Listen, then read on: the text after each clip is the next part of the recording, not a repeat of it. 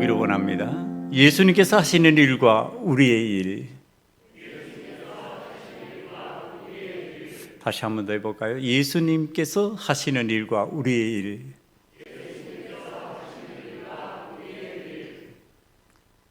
제가 지지난주 말씀을 전할 때 아브라함 다 왔던 큰 이유 중에 하나가 간증을 할 수 있었기 때문에 그랬다, 이렇게 전했습니다. 그 공동체가 당신은 하나님께서 세우신 지도자입니다, 이렇게 표현한 이유 중에 하나가 아브라함은 간증자였다.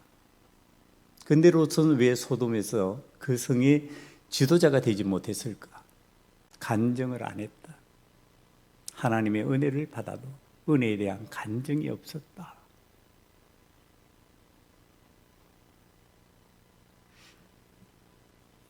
지나간 시간을 간증합니다.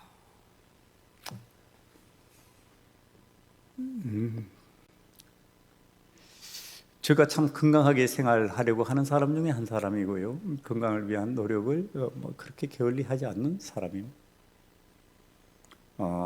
새벽 기도를 마치면 사택으로 가는데도 계단을 뛰어서 올라가는 노력을 하는 사람이고요. 6대째 믿는 집안이니까 내장계통의 일은 그렇게 없었고 그런 일도 없었습니다. 그런데 갑자기 몸에서 혈변이 나왔어요. 그 혈변이 나오니까 당황스러웠죠. 그래서 속히 내시경 검사를 했습니다. 의사 선생님이 조직 검사를 해야 되겠다, 이렇게 얘기를 했어요. 그리고 그 결과는 염려할 일이 되었습니다. 암 같다, 이런 표현이었습니다.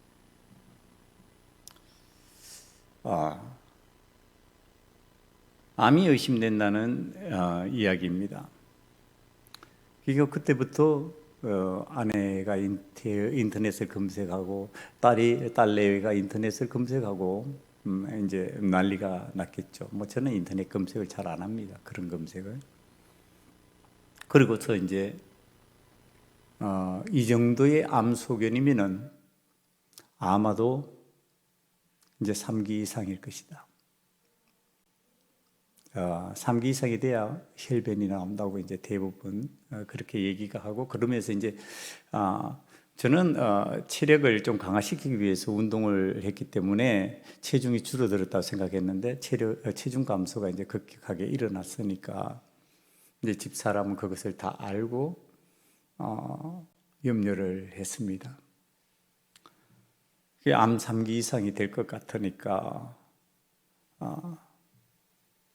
집사람이나 딸이 이제 병원을 검색하기 시작했지요.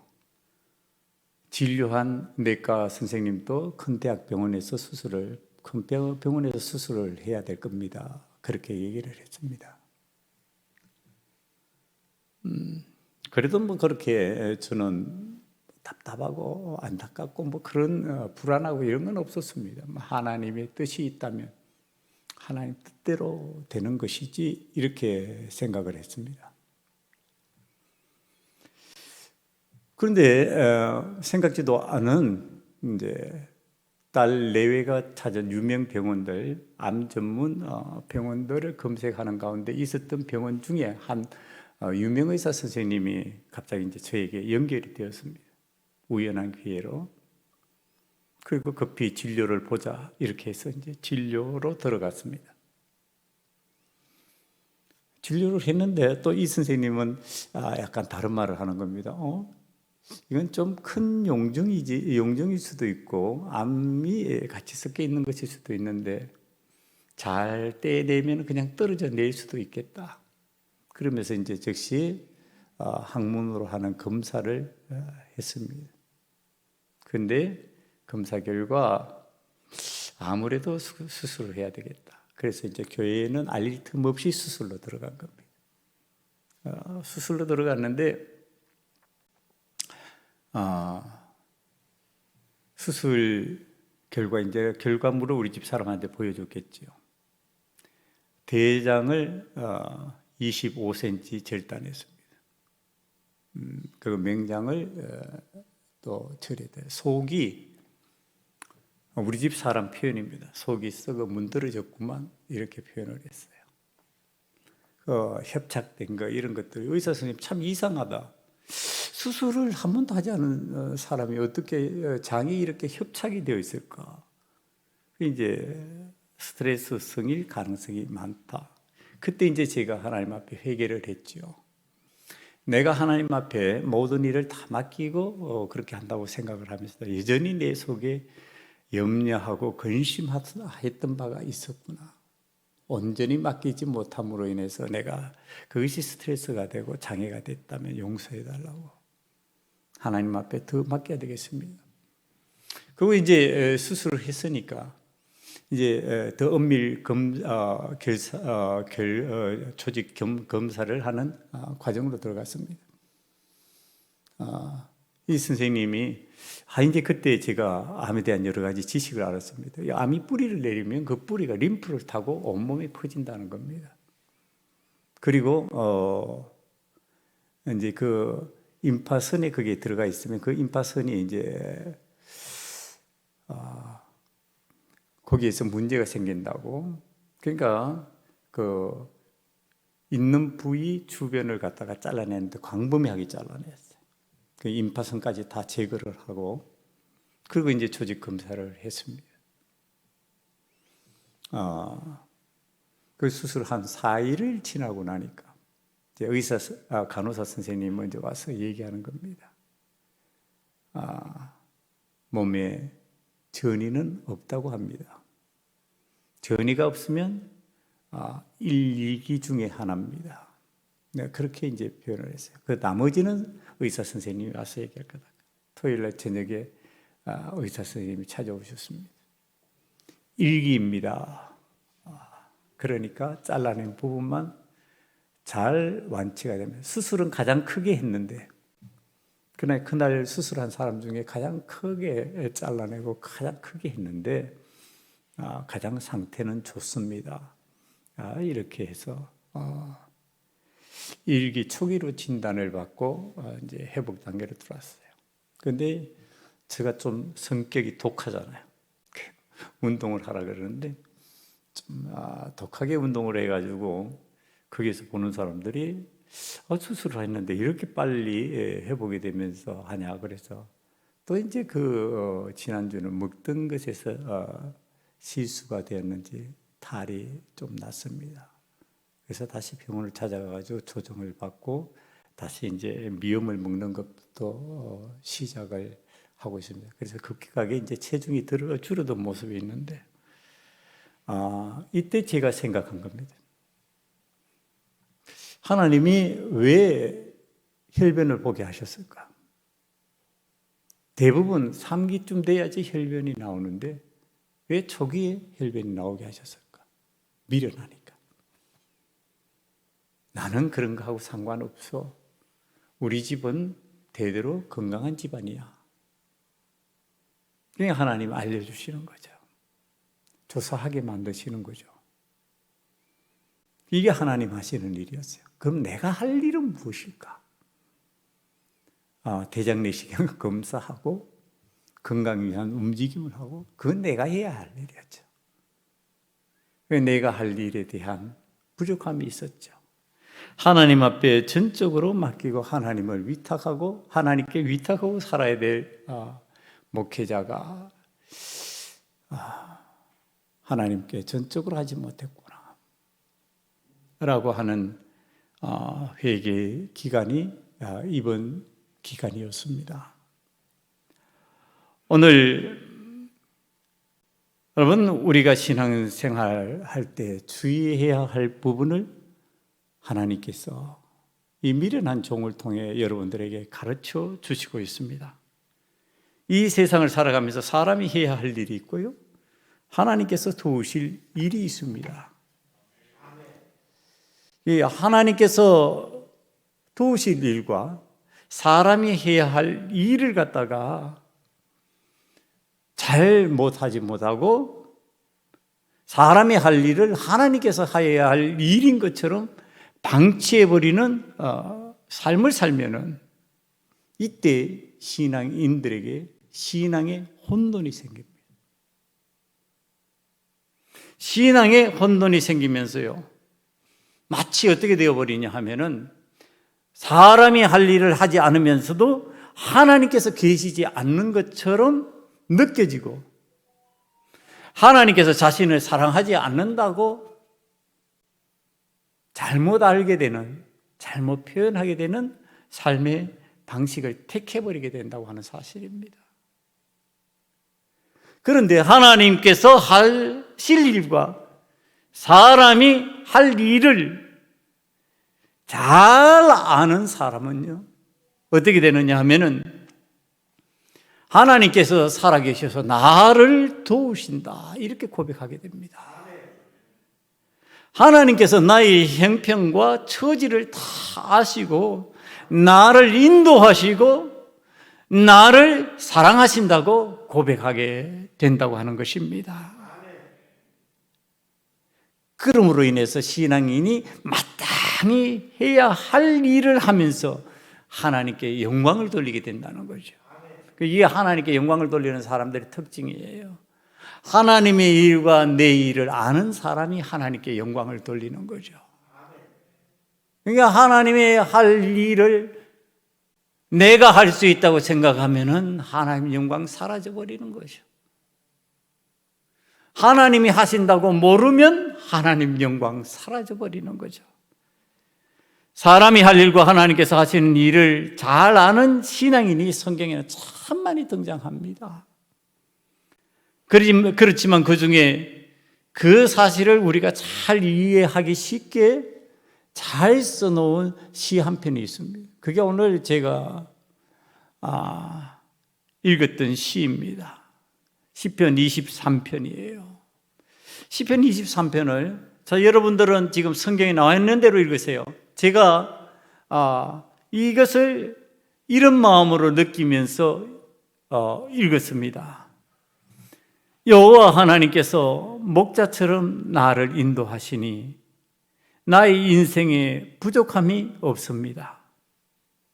내가 먹을 것을 찾을 때 푸른 풀밭에 나를 인도하셨고 목이 마를 때 물가로 인도하셨습니다. 내가 죄인 되어 죽을 처지에 있을 때 나를 다시 살려내시고 의의 길로 인도하셨습니다. 내가 원수들에게 둘러싸여 사망에 이를 지경이 되었을 때도 주님의 지팡이와 막대기로 나를 지켜주시고 인도하여 주셨습니다. 그뿐만이 아니라 원수 앞에서 상을 베풀어 주셔서 원수가 수치를 당하고 나는 왕의 자리에 기름 부어 앉게 하셨습니다. 이런 일이 평생에 내게 있을 것이니 내가 어찌 여호와 하나님의 집을 떠나 살겠습니까? 다윗의 고백이요. 근데 저한테 너무 가까이 다가오는 내용이 있죠. 이 정도 되면 세상을 살아가면서 온갖 고난 핍박에 대하여 당당할 수밖에 없게 된다고 하는 사실입니다.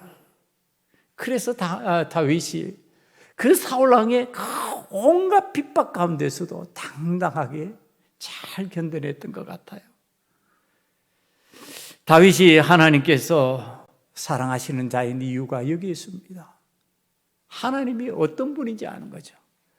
자기의 삶에서 체험한 거예요. 이게 목동 생활을 했던 다윗이요, 목자의 마음을 알거든요. 내 양이 죽어가는데 이 양이 죽어가는 것을 그냥 방치하지 않지요. 이 방법 저 방법 다 써봅니다. 이렇게도 해보고 저렇게도 해봅니다. 그런데 양이 제 갈 길을 가면요, 그 제 갈 길로 가는 양 때문에 목자는 이제 큰일이 났잖아요. 그러면은 그것을 놓고 목자가 어떻게 할까? 목자의 방법을 생각하는 겁니다. 여호와 하나님께서 자기를 향하신 마음이 그렇다는 것을 다윗은 너무너무 잘 알고 있습니다. 오늘 우리도 다윗과 같이 주님께서 하시는 일과 내가 하는 일을 알아 주님의 사랑하시는 자가 되므로 우리 사랑하는 소금언약교회 성도들이 어떤 고난과 핍박과 상황 가운데서도 승리하시는, 그리고 하나님의 은혜를 체험하며 하나님의 영광을 드러내는 자가 되기를 간절히 축원합니다. 오늘의 말씀에 깊이 창념했어요. 마음에 두고 생각하면서 오늘 예수님을 중심으로서 일어나는 이 일이 사람이 할 일과 예수님이 하시는 일을 잘 가르쳐주고 있습니다. 우리가 신앙생활을 할 때 이런 방식으로 해야 된다는 것을 가르쳐주기 때문에 제가 새 가족들한테 설명할 때도 이 부분을 잘 설명하고요, 여러분들에게 다시 전합니다. 사람이요, 살아가면서 하고 싶은 일이 있고 하기 싫은 일이 있죠. 저는 이제 몸이 좀 건강한 체질이기 때문에 못 먹는 것이 거의 없었습니다. 안 먹는 것이 거의 없었어요. 주면 주는 대로 다 먹었습니다. 그 집 사람이 이렇게 고기 냄새가 난다, 무슨 냄새가 난다, 제가 잘 이해가 안 됐어요. 근데 이번에 몸이 급격히 약해지니까 수술하고 나서 상태가 좀 안 좋은 상태가 됐을 때 그 냄새가 나는 거예요. 냄새가 싫은 거예요. 집사람한테 냄새 난다고. 그렇구나. 사람이 그거 싫은 거죠. 싫으면 못하게 돼 있잖아요. 그런데 우리들이 일상에서 살아가면서요, 싫다고 무조건 다 하지 않는 건 아니에요. 그런데 우리 일상에서 싫은데 하지 않고 좋은데 할 수 있는 기준이 뭘까요? 우리의 일상에서요. 신앙생활 말고 그냥 일상에서 뭐가 기준일 것 같아요? 여러분, 법이 기준이에요. 법을. 내가 아무리 하고 싶어도요, 법이 정해서 이거 하지 말라고 하면 못하는 거예요. 왜? 법에 저촉돼서 그 다음에 법의 심판을 받아버리기 때문에 그렇습니다. 아무리 싫어도요, 법이 하라 그러면 해야 돼요. 청년들이 군대 가기가 좀 싫은 청년들이 있을 거예요. 법으로 군대 가야 된다 정해놓으면 가야 되는 거예요. 싫어도 가요. 안 가면은 법에 저촉돼서 법의 심판을 받습니다. 그럼 신앙인으로서 우리를 봅니다. 그냥 일상을 사는 사람 말고 신앙인으로 살아가는 우리가 하고 싶고 하기 싫은 일의 기준이 뭘까요? 하나님의 말씀이에요. 이 하나님의 말씀이 세상에 하위법과 상위법이 있지 않습니까? 법 중에 제일 상위법이 헌법이에요. 헌법을 기초로 해서 법을 만들어가는 거예요. 그러니까 그 법 만든 것 중에서 잘못 만든 법이 있다 이렇게 말하면 그거는 헌법에 저촉되는 거예요. 그러니까 먼저 법을 만들고 조정하려면 헌법에다가 항상 맞추어서 해야 되는 거예요. 일상의 법은. 그러니까 안 그러면 헌법을 개정해야 되는데 헌법은 전 국민이 동의하는 가운데서 개정해야 돼요. 쉽지 않은 일이죠. 그러니까 상위법은 헌법이요. 하위법은 일반 법들이에요. 상법, 민법, 형법, 모든 법이 이 헌법 아래에 있습니다. 여러분, 오늘 말씀이 하나님의 법이라면 우리가 세상에 살아가는 법은 그 밑에 하위법이에요. 그럼 우리가 살아가면서 해야 될 것, 안 해야 될 것 세상에서 기준으로 삼아요. 그런데 하나님의 법이 이거 하라고 그래요. 세상의 법에는 저촉되는 것 같아요. 공산당 법에는요, 공산법에는 북한의 공산법에는 종교적인 자유가 없죠. 있는 것처럼 해놨지만 없죠. 예수 믿지 말라고 그래요. 그러면은 그 법 따라 믿지 말아야 되느냐 말이에요. 성경 말씀은 예수 믿고 구원받아야 된다고 말해요. 그럼 뭘 따라야 되는 거예요? 예수님을 믿고 구원받아야 된다고 하는 하나님의 말씀의 법을 따라야 되는 거예요. 그러니까 저와 여러분은 세상의 법 가운데서 살아가고 있지만은 세상의 법의 지배를 받는 것이 아니라 하나님의 법의 지배를 받는 하나님의 사람들이다. 그러니까 하나님의 법의 지배를 받으니까 우리는 세상의 법에 자유한데 세상의 법에 자유하니까 내 마음대로 살아야 된다. 그 뜻은 아니에요. 세상의 법이 잘못되어서 하나님의 법에 저촉되고 하나님이 원치 않은 것을 만들어 놨을 때는요, 그것을 이겨내라는 뜻이지요. 그러니까 세상에서 독재하고 세상에서 막 그래버리면요, 이건 하나님이 하지 말라는 거예요. 그러니까 그거 이겨내야 돼요. 그거 그냥 따라가면 안 되죠. 오늘 우리가 비신앙인들이 법에 저촉되지 않게 세상을 살아가려고 하는데 우리는 그 하위법을 따르는 것이 아니라 하나님의 법을 따라 하나님이 말씀하시는 것이 무엇이냐 그것을 기준으로 해서 따라가 사는 사람인데, 그럼 하나님의 법은 어떤 방식으로 적용되냐? 자, 이게 오늘 세상의 법하고 하나님의 법이 충돌하는 현상이 오늘 내용 속에 나오기 때문에 제가 이 얘기를 하는 거예요. 오늘 세상의 법에 충돌되는 현상이 어떤 방식으로 일어나는지, 자, 이거 한번 보기 바랍니다. 예수님께서요, 지금 예수님이 계시는 현장에 시비를 거는 사람이 생겼어요. 예수님이 하신 일에. 그러니까 하나님의 법이 상위법이야. 근데 이 상위법에 시비를 걸어요. 왜? 내가 생각하는 기준하고 다르니까. 내가 판단하고 하는 기준하고 달라. 그러니까 이게 세상을 살아가는 내 방식하고 다르니까 이것을 갖다가 지금 시비를 거는 거예요. 그러면서 지금 예수님께 말하는 장면입니다. 예수님이 허물인 양 그 말을 하는 장면이에요. 여러분, 이 예수님의 허물에 대해서 말하는 이 사람들이 예수님보다 더 정의롭게 살았을까요? 더 사랑하며 살았을까요?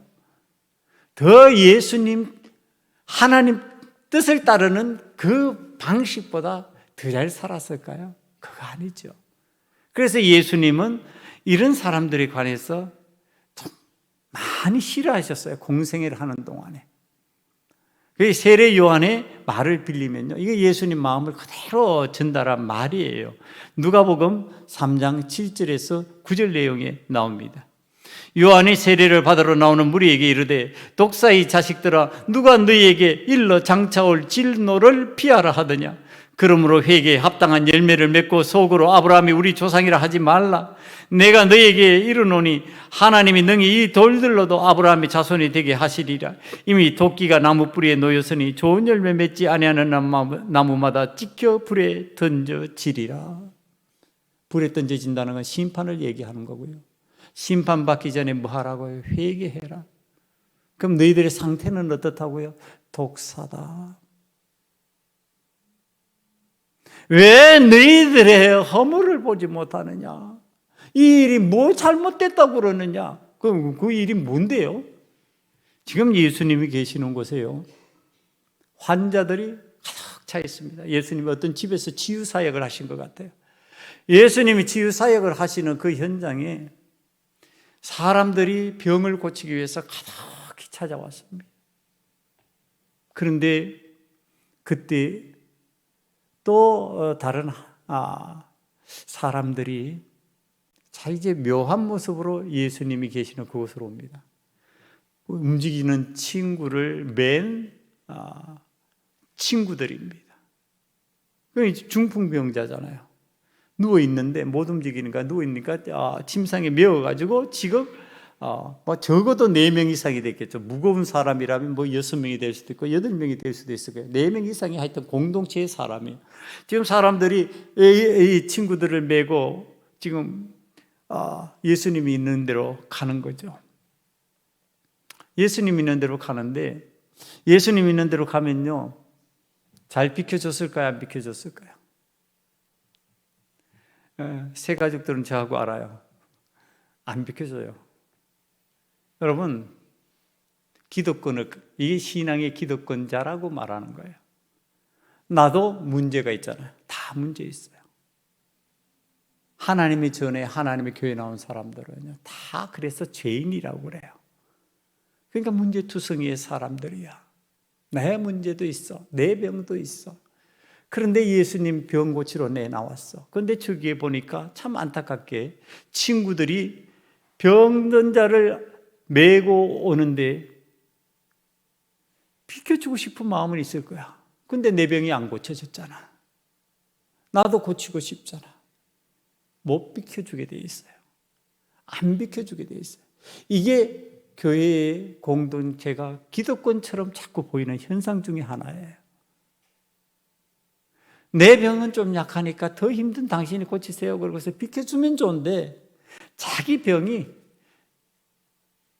남의 병보다 훨씬 힘들어 보이는 거예요. 누구나 예외 없이. 내 감기가 남의 연병보다도 더 힘들어 보이는 거예요. 그냥 안 비켜줘요. 안 비켜주잖아요. 자, 그때 이 친구들이 하는 일이 있어요. 그게 뭐냐 하면은 오늘 내용대로 지붕으로 올라가자. 사람들이 안 비켜주네? 안 비켜주면 방법이 없어? 지붕이 있잖아. 그래, 사람들은 안 비켜줘. 우리들이 신앙생활 할 때, 인생을 살아갈 때 착각하는 것 중에 하나가 사람들이 나에게 비켜줄 것이라고 하는 착각이에요. 많은 착각을 그렇게 해요. 사람들은 나를 도와줄 것이다. 도와주는 사람들도 있어요. 그러나 방해될 때가 훨씬 많아요. 내가 나아가고자 하는 그 목적지에 가로막혀 앉아있는 사람들이 훨씬 많아요. 그것을 지금 통과하지 못한다면 그럼 지붕으로 올라가면 되지. 자, 이 사람들이 지붕으로 메고 올라가는 장면이에요. 그런데 지붕으로 메고 올라가는 게 쉬울까요? 평지도 어려운데. 그런데 성경이 가르쳐주는 이 방향성이에요. 지붕을 향하여서 올라간다. 바닥으로 내려간다가 아니고 지붕을 향하여서, 하늘을 향해서 올라간다. 올라가는 신앙이 되고 있다. 힘들까 어려울까요? 어려워요. 올라가려고 하는 것, 이것 자체가 지금 쉽지 않은 거예요. 어려운 거예요. 그런데 어려운데 그걸 하는 거예요.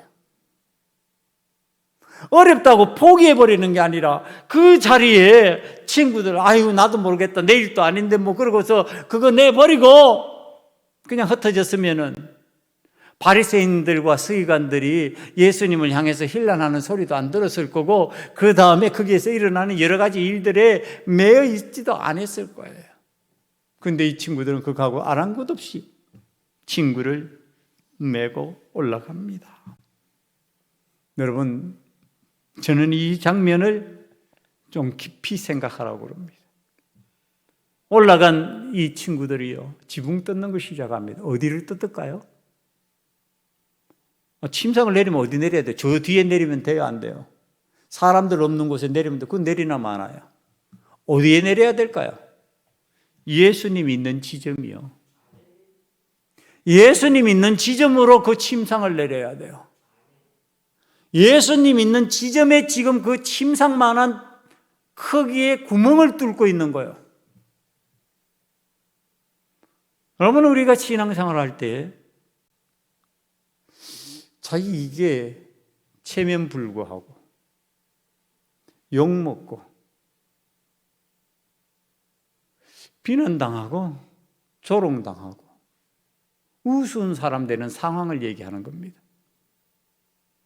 여러분 그거 한번 생각을 해보세요. 멀쩡한 지붕을 뚫고 있어요. 이상 없는 지붕이에요. 지금 이게 지붕 수리하는 게 아니잖아요. 그건 지금 멀쩡하게 정상적으로 쓰고 있는 지붕이라니까요. 정상적인 집이에요. 그 집의 지붕을 예수님이 계시는 곳을 중심으로 해서 침상의 크기만큼 뚫고 있어요. 주인이 어떻게 할까요? 대노했겠죠. 그거 친구들이 다 설득해야 되겠죠. 아니, 여러분 지붕을 뚫는다 간단하게 그렇게 성경이 표현을 했으니까 그냥 그 표현으로 끝날 것 같지만 지붕 뚫으면 어떤 일이 생겨요?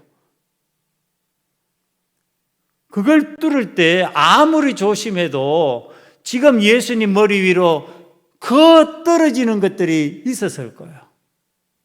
예수님 그거 다 감수해야 돼요. 아니 예수님뿐만 아니라 예수님 사랑 많으셔서 그렇다 치고 그 주변에 있던 수많은 사람들도 그 먼지가루 다 맡아야 될 거예요. 얼마나 도덕적이지 못하고 얼마나 저 염치 없는 짓이고 얼마나 저것이 못된 짓이고 얼마나 저게 사람 할 짓이 못되는 일을 지금 하고 있느냐고 그 말 안 들었을 것 같아요.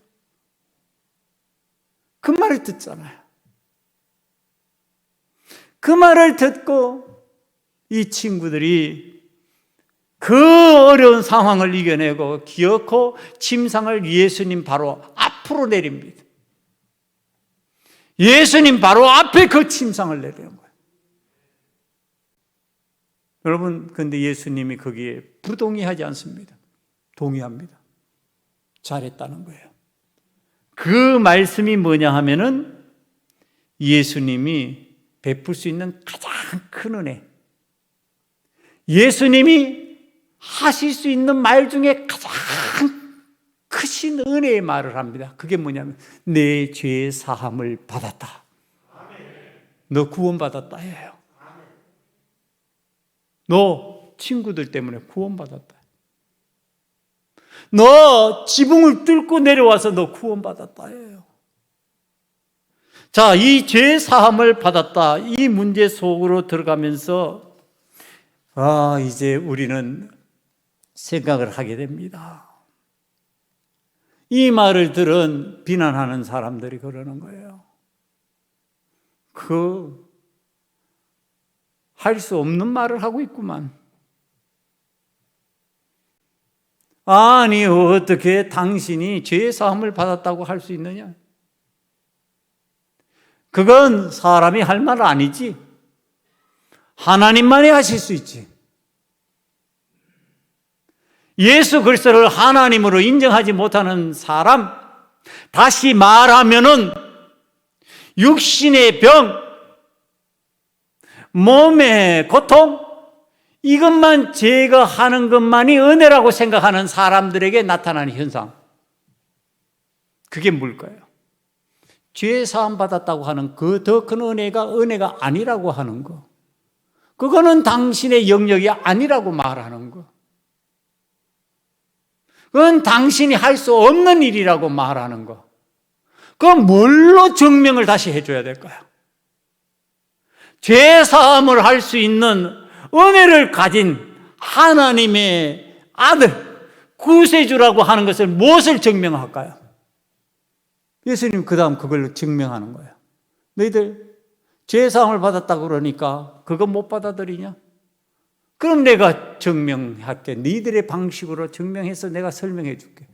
너 일어나 침상을 들고 돌아가라 그랬어요. 육신의 치유요, 회복이요. 그때서야 바리새인들과 서기관들의 입이 딱 닫혀진 거예요. 여러분, 오늘 우리들이 예수님이 하실 수 있는 일, 우리가 할 수 있는 일들이 있어요. 우리들이 할 일을 제대로 하면은 예수님이 하실 일을 하시면서 우리에게 은혜를 베푸시는 거예요. 그게 죄사함의 은혜요, 치유와 회복의 능력이에요. 그 어떤 일을 했어요? 욕먹으면서도 침상을 들고 지붕으로 올라갔어요. 비웃음을 당하면서도 침상을 들고 지붕으로 올라갔어요. 많은 사람들이 비난하고 욕하는 가운데서도 지붕을 뚫었어요. 멀쩡한 지붕, 물질적 희생까지도 각오하면서 그것을 뚫어내는 거예요. 그리고 그 사람을 내렸어요. 여러분, 이게 우리가 할 수 있는 일이에요. 우리가 육신을 움직여서 할 수 있는 일들이 있어요. 지붕을 올라가는 일은 우리의 육신으로 할 수 있다니까요. 여러분, 우리가 할 수 있는 일은 욕을 먹으면서도 지붕을 뚫는 일은 할 수가 있어요. 아무리 욕을 해도 침상을 매달아서 예수님 앞으로 내리는 일도 우리는 할 수가 있어요. 그러나 우리는 죄사함을 할 수가 없어요. 죄사함의 자리로 인도할 수 있는 일을 우리가 할 수 있는 거예요. 그 할 수 있는 일을 해야 예수님이 죄사함의 은혜를 우리에게 베풀어 주시는 거예요. 그건 우리의 할 일이에요. 여러분, 오늘 죄사함의 은혜를 베푸시는 예수님 앞에 마땅히 그 해야 할 일을 한 친구들요, 이름도 없어요. 무명시예요. 그들에게 무슨 영광이 있단 말이에요. 그들에게 무슨 존귀함이 돌아갔냔 말이에요. 여러분, 우리는 주의 일을 하면서 때때로 존귀함이 없어요. 무명시가 될 때가 많아요. 무명의 목사, 무명의 장로, 무명의 권사, 무명의 집사, 무명의 성도가 될 때가 많이 있어요. 그러나 마땅히 죄사함의 은혜를 받을 수 있는 그 현장으로 그를 인도만 할 수만 있다면, 그렇게 인도해서 그 사람이 죄사함을 받고 자기의 침상을 들고 돌아갈 수 있는 사람이 된다면 그것이 우리의 할 일이 아니냐? 사랑하는 성도 여러분, 오늘 하나님께서 그 일을 위하여 우리를 부르셨습니다. 잘 먹고 잘 사라고 부르는 거 아니에요. 세상에는 우리보다 잘 먹고 잘 사는 사람 무지기수로 많아요. 부지기수로 많아요. 헤아릴 수 없이 많아요. 우리를 부르신 큰 이유, 우리가 할 수 있는 그 일을 하랍니다. 오늘 우리가 할 수 있는 그 일을 하면요, 우리가 그 일을 통해서 죄사함의 은혜를 받고 치유와 회복의 역사가 일어난다니까요. 다른 사람뿐만 아니라 나도 그래요. 내가 할 수 있는 일이 있잖아요. 내가 할 수 없는 일, 죄사함을 하려고 하지 마세요. 그건 하나님이 하시는 일이에요. 죄사함의 현장, 예수님 앞으로 나아가게 만드는 것, 예수님 앞으로 나아가게 만드는 목사, 예수님 앞으로 나아가게 만드는 장로, 예수님 앞으로 나아가게 만드는 권사, 집사, 성도가 되어야 된다고 하는 것. 그래야 그 은혜가 내게 임하고요, 그 다음에 내가 그렇게 나아가야 돼요. 그래야 내가 죄사함을 먼저 받죠. 내가 죄사함을 받고 나면은 내가 치유되잖아요. 내가 회복되잖아요. 내가 온전해지잖아요. 그럼 힘이 생기잖아요. 또 할 수 있잖아요. 사랑하는 성도 여러분, 여러분들 스스로가 먼저 할 수 있는 일을 하면서 죄사함의 자리로 나아가기를 간절히 축원합니다. 힘이 생겼을 때 다른 사람을 죄사함의 자리로 인도할 수 있는 은혜가 임하는 역사가 나타나기를 간절히 축원합니다. 기도하시겠습니다. 이 시간에 우리 하나님 앞에 한번 기도하십시다. 하나님의 하실 일과 우리의 할 일을 우리들이 깨달았습니다. 우리가 마땅히 할 일을 신앙인으로 하게 하시옵소서. 그리하여서 우리가 죄사함의 은혜를 받게 하시고 치유와 회복의 역사를 체험하게 하시며, 아버지 하나님, 건강의 회복이 되는 그 상황이 된다면 이제 옆에 있는 우리의 이웃, 우리의 형제, 우리의 가족, 내 사랑하는 자들을 죄 사함의 자리로 인도할 수 있는 자가 되기를 원합니다. 그들도 치유되고 회복되기를 원합니다. 이 시간에 이와 같은 마음 가지고 다 같이 통성으로 하나님 앞에 기도드리겠습니다. 아버지 하나님의 은혜를 구합니다. 하나님의 방법으로 온전케 되기를 원합니다. 주여 도와주시옵소서. 주여 죄 사함의 은혜의 자리로 나아가게 만들어주시고 마땅히 내가 해야 할 일, 내가 할 수 있는 일을 하기를 원합니다. 최선을 다해서 힘을 다해서 그리고 회복되게 하시옵소서. 치유되게 하시옵소서. 아버지 하나님, 그리하여 그 은혜가 온 세상에 퍼져가게 만들어 주시옵소서. 예수님 이름으로 감사하며 기도드리옵나이다. 아멘. 우리가 먼저 죄 사함의 자리로 힘써 나아가기를 원합니다. 내가 할 수 있는 일 최선을 다해서 우리 주님 앞에 나아가실 때 죄 사함의 은혜, 구원의 큰 은혜 감사하게 하시고 주님께서 더불어 주시는 능력, 치유와 회복의 역사를 체험하게 만들어 주시옵소서. 아버지 하나님, 하나님께서 그 힘이 생기고 회복되었을 때 내 주변에 있는 연약한 자들을 죄 사함의 자리로 인도하기를 원하며 그들 역시 치유되고 회복되기를 원합니다. 우리 주변이 모두 건강한 영혼의 소유자, 죄 사함의 은혜 받은 하나님의 자녀들로 충만하게 만들어 주시옵소서. 예수님 이름으로 감사하며 기도드리옵나이다. 아멘.